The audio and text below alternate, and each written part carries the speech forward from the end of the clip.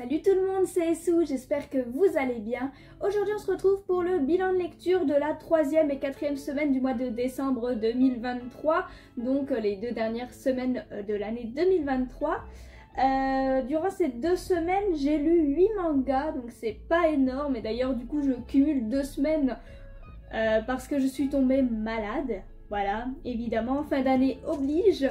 Donc c'est vrai que j'étais pas en très grande forme, j'avais pas la force de tourner ni de lire en fait.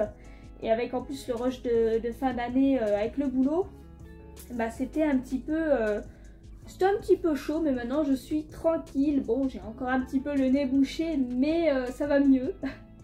Durant ces 2 dernières semaines de l'année, j'ai commencé par lire les tomes 7 et 8 de En scène. En scène, une œuvre éditée chez Kurokawa.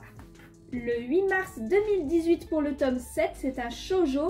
Et le tome 22 sortira le 14 mars. Donc voilà, il y a déjà quand même pas mal de tomes, hein. Je suis un petit peu à la bourre comme vous le voyez. Mais En scène, c'est une série que j'aime vraiment d'amour, hein. Comme vous le savez déjà, je trouve que la danse c'est vraiment quelque chose de très fascinant. J'aime vraiment beaucoup cet art.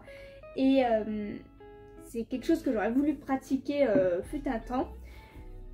Donc quand il y a des mangas qui parlent de ce sujet, moi je fonce dessus, hein. C'est vraiment très, très bien fait généralement. Et ben, En scène, c'est vraiment un manga très très bon dans ce sujet-là. On suit notre héroïne mais également ses amis. Là dans ces 2 tomes-là, notre héroïne ainsi que ses amis passent des éliminatoires, hein, ils passent des concours. Donc c'est vrai que c'est une étape extrêmement importante pour elle. Il va y avoir beaucoup de hauts, beaucoup de bas. Ça va être un petit peu le stress général. Et c'est vrai qu'on le ressent finalement nous aussi, hein. On est à fond dedans, on est à fond dans la lecture. C'est vraiment comme si on était directement là-bas ou comme si on encourageait directement une amie proche. C'est vrai que l'œuvre c'est vraiment nous mettre dedans et franchement on est à fond, c'est hyper prenant, c'est très intéressant et les performances de chacune sont vraiment diverses et variées et elles donnent vraiment tout ce qu'elles ont. Certaines vont échouer, d'autres vont réussir. Et c'est vrai que du coup je suis un petit peu frustrée de ne pas avoir les autres tomes parce que j'aimerais bien voir les résultats finaux de tout ça. En tout cas c'est vraiment beaucoup de bonheur cette lecture à chaque fois. Quand je me replonge dedans c'est que du plaisir. On voit notre héroïne grandir au fur et à mesure, hein. On l'a suivie déjà dans les premiers tomes où elle était assez jeune. Bon là elle est encore jeune. Elle a 13-14 ans je crois de mémoire là dans ces tomes-ci, mais on l'a suivie bien plus petite et on la voit grandir, évoluer, apprendre de ses erreurs. On voit les bons et les mauvais côtés de la danse et c'est vraiment très très bien, c'est assez instructif finalement aussi dans un sens. Et là écoutez, j'ai vraiment très très hâte de me prendre les autres tomes histoire de voir comment ça va se passer par la suite. Je pense que notre héroïne va réussir, je pense qu'elle va s'en sortir, je l'espère du moins. Parce qu'elle a vraiment su se remettre en question sur certaines choses et s'approprier son rôle. Donc j'espère que pour elle ça sera bénéfique, hein, ces éliminatoires. Donc c'est vrai que j'ai assez hâte de continuer la lecture. Mais voilà, si vous aimez la danse en général, cette série elle est vraiment très sympa, très intéressante. Je pense plutôt réaliste. Je ne sais pas trop honnêtement, hein, pour vous dire. Mais j'ai l'impression que quand même la série est assez réaliste sur pas mal de points. En tout cas c'est très bien fait, on est à fond dedans et c'est que du bonheur. Et puis les dessins à l'intérieur sont vraiment jolis. Bon, ça manque peut-être parfois un petit peu de détails au niveau des dessins, mais de manière générale c'est assez joli. En tout cas on ressent la grâce de la danse.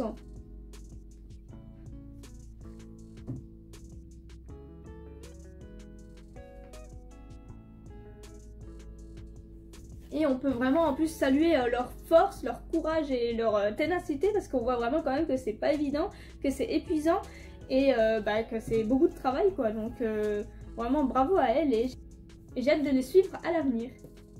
Ensuite j'ai lu les tomes 1 à 4 de Alice in Murderland. Je vous montre les covers rapidement.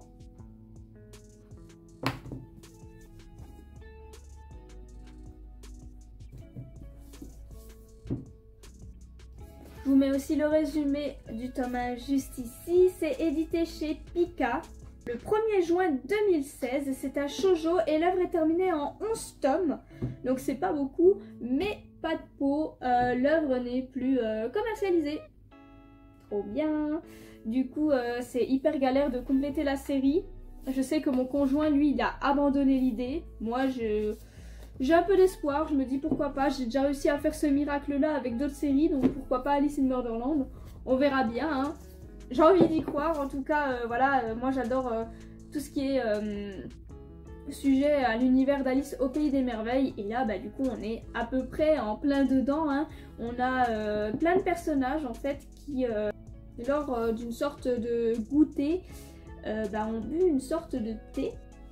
Et suite à ça, plein d'enfants sont morts, sauf une petite partie, dont notre héroïne qui s'appelle Stella. Et du coup, ces enfants qui ont réussi à survivre sont devenus des frères et sœurs. C'est devenu une famille. Ils ont été adoptés par la personne qui a créé du coup ce goûter. Et c'est vrai que c'est déjà assez morbide, assez bizarre. Mais voilà, du coup, on suit l'histoire directement à une de ces tea parties. Parce qu'en fait, cette famille, chaque mois, organise une tea party où tout le monde est obligé d'être présent. Et ils boivent du coup du thé. On est complètement dans l'univers d'Alice au Pays des Merveilles, hein, finalement. Et le truc, c'est que durant cette tea party-là, on leur annonce qu'ils doivent tous s'entretuer. Et que le dernier des frères et sœurs qui survivra prendra la tête de la famille et aura tous les avantages qui vont avec. Mais pour ça, ils sont vraiment obligés de s'entretuer, quoi. Et c'est là que commence ce jeu morbide pour arriver au sommet, finalement. Donc c'est vrai que les combats vont se faire assez vite. Il y en a certains qui veulent pas se battre, qui veulent pas s'entretuer parce que du coup ils sont devenus une famille et ils ont commencé à grandir ensemble pendant plusieurs années. Donc voilà, ils sont attachés les uns aux autres. Donc c'est moyen maintenant de s'entretuer, quoi. Ils ont pas trop envie. En plus ils trouvent ça un petit peu étrange, un peu absurde. Mais voilà, ils vont pas avoir le choix. Et la goutte d'eau qui fait déborder le vase, ces enfants ont développé des espèces de pouvoirs. En rapport avec des personnages de contes. Donc Stella, comme vous avez pu sûrement le deviner, elle peut se transformer en Alice. Alice qui est une tueuse assoiffée de sang et elle se bat avec une mitraillette. Pareil, il y a une de ses sœurs, elle se transforme en chaperon rouge. Voilà. Ils ont tous un petit peu des pouvoirs différents. Alors ils sortent pas tous forcément de personnages de contes. Mais voilà, ils ont tous des pouvoirs bien différents et on va les voir du coup s'entretuer, régler certains comptes. Et il y a quand même pas mal de mystères autour de certains personnages qu'on développe doucement dans ces 4 premiers tomes, mais pas suffisamment. Là, arrivé au tome 4, il y a déjà quoi 4 ou 5 frères et sœurs qui sont décédés. Et à chaque fois, c'est Stella qui les tue. C'est pas toujours par envie, mais il y a des fois il n'y a pas le choix ou des fois elle se fait trahir. Enfin voilà, c'est un grand bazar et ça devient vraiment du coup une sorte de petit battle royale où à la fin il doit en rester qu'un. Et c'est super prenant, c'est rempli d'action, de beaucoup de mystères qu'il va falloir élucider au fur et à mesure des prochains tomes. Malheureusement je ne sais pas ce sera quand, vu que les tomes sont difficilement trouvables. Mais en tout cas, j'ai hâte, je vais pas abandonner. Avec un peu de chance, peut-être que j'arriverai à avoir tous les tomes. Mais en tout cas, voilà, j'aime beaucoup. C'est assez violent, c'est très mystérieux. Les personnages sont assez... je sais pas si je pourrais dire qu'ils sont attachants. Ils sont agréables à suivre, mais je sais pas vraiment s'ils sont attachants. Ils sont étranges. Ils sont perturbants. Ils sont parfois complètement barrés. Et en fait, ça rend le tout super agréable et loufoque à suivre. Et finalement, tout va avec l'univers d'Alice au Pays des Merveilles. Donc c'est vrai que j'ai hâte de découvrir la suite peut-être un jour. Ah, je vous vois venir, ils ne peuvent pas fuir, parce qu'évidemment ils ne voudraient pas se battre de base. Mais en fait, le thé qu'ils boivent tous les mois, c'est ce qui les maintient en vie apparemment. Et s'ils ne boivent plus ce thé, rien n'ira plus, quoi. Donc ils n'ont pas le choix. En tout cas, j'espère trouver la suite un jour. Et puis au niveau des dessins, c'est plutôt sympa. Moi j'aime plutôt bien le style de Kaori Yuki.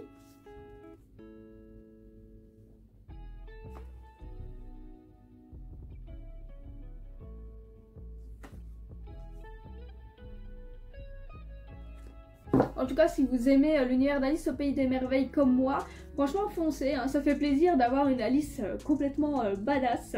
Ça change et c'est vraiment très classe. Et pour terminer ce bilan de lecture de ces 2 dernières semaines, j'ai lu les tomes 1 et 2 de Shoujo Relook.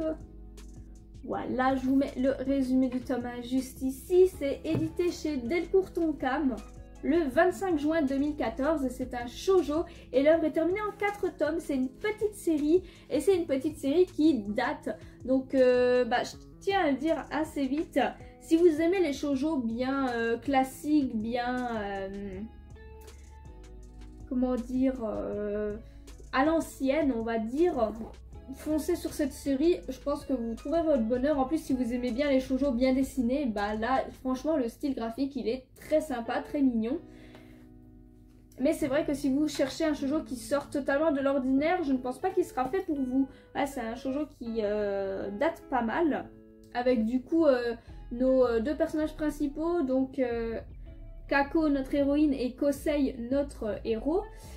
Donc c'est 2 campagnards qui vont continuer leurs études dans une ville, dans une grande ville. Du coup, ils sont pas du tout habitués, hein. Ils parlent avec un vieil accent, avec vraiment des manières de campagnards complets.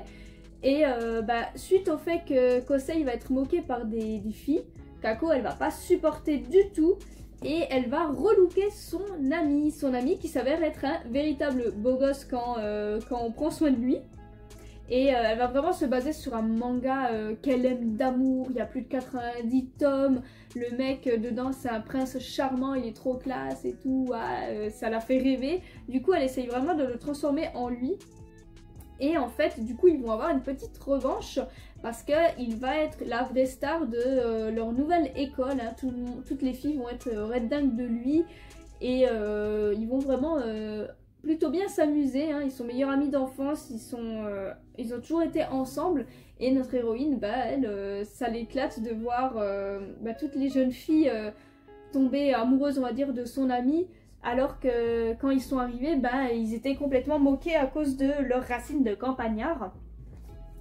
Sauf que voilà, Kosei, hein, on voit vraiment qu'il est amoureux de Kako et qu'il essaye de lui lancer des appels de phare, mais Kako, elle y comprend rien. Pourtant, elle en lit des shoujo, hein. Elle en lit et elle se dit même experte sur ça, mais elle voit visiblement pas ce qui se passe devant elle, ce qui est assez triste. Et elle comprend pas elle-même ses propres sentiments. Bon, là, on voit qu'elle commence à ouvrir les yeux. Elle est un petit peu lente, hein, et très très naïve aussi. Mais en tout cas, ce qui est sûr, c'est que si un des deux est embêté par quelqu'un, et l'autre va vite accourir. Et ça, c'est génial. On voit bien que leur amitié et du coup leur amour, hein, est assez fort. Même si parfois il manque de communication entre les deux, hein, très clairement. Mais ouais, c'est plutôt sympa. Du coup, Kosei, il va avoir de plus en plus de succès. Et finalement, il va être remarqué. Il va faire son entrée dans le showbiz. Donc voilà, il va participer à des séries, des pubs, des magazines, photos. Enfin, il va commencer à faire plein de choses. Et Kako, elle va un petit peu le suivre en mode petite manager. C'est une œuvre qui casse pas 3 pattes à un canard, hein. C'est ultra classique, c'est assez niais à certains moments. Mais c'est un petit shoujo quand même qui est sympa, en 4 tomes seulement. On passe un bon moment, il y a des fois où c'est assez drôle et graphiquement parlant, c'est plutôt très joli. J'aurais bien aimé par contre voir un petit relooking de Kako. Parce que Kako, quand elle fait attention à elle, les rares fois où on la voit par exemple juste sans ses lunettes, elle est incroyable. Et ce qui est marrant, c'est que dès que des gens la voient comme ça, ils la trouvent trop belle, mais ils font pas le lien en fait entre elle avec ses lunettes et elle sans les lunettes. Ça fait un peu comme Superman, c'est un peu n'importe quoi. Parce que bon, on voit quand même que c'est elle quoi, mais c'est vrai que si elle avait droit à un petit relooking, elle aurait un énorme succès aussi. Et peut-être que ça va arriver dans les 2 prochains tomes, hein, je sais pas trop.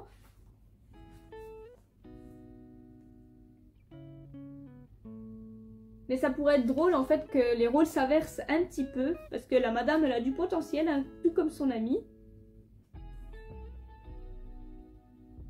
Après, il y a eu des apparitions de personnages qui ne servent pas à grand chose. C'est vrai que c'est dommage. Il y a un personnage par exemple qui arrivent dans l'école avant qu'ils rentrent dans leur nouvelle école de showbiz. Et en fait, c'était limite le portrait craché du prince charmant de notre héroïne dans son manga.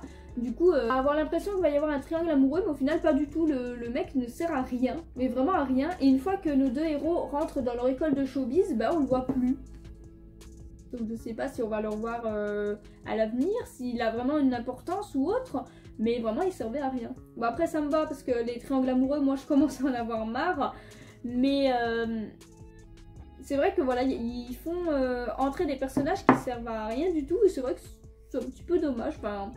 On espérerait avoir un meilleur développement pour eux. Après, c'est une petite série en 4 tomes, donc faut pas trop en demander. Déjà, j'attends de voir comment va se passer les 2 derniers tomes. Si je les trouve, hein, parce que je crois que la série n'est plus commercialisée non plus. Je le chic avec ça. Mais on verra, voilà. C'était pas incroyable, mais voilà, pour une petite série sans prise de tête, quand on a envie de relire un petit peu de shoujo bien classique, bien à l'ancienne, bah, ça peut être sympa. Et puis c'est joli.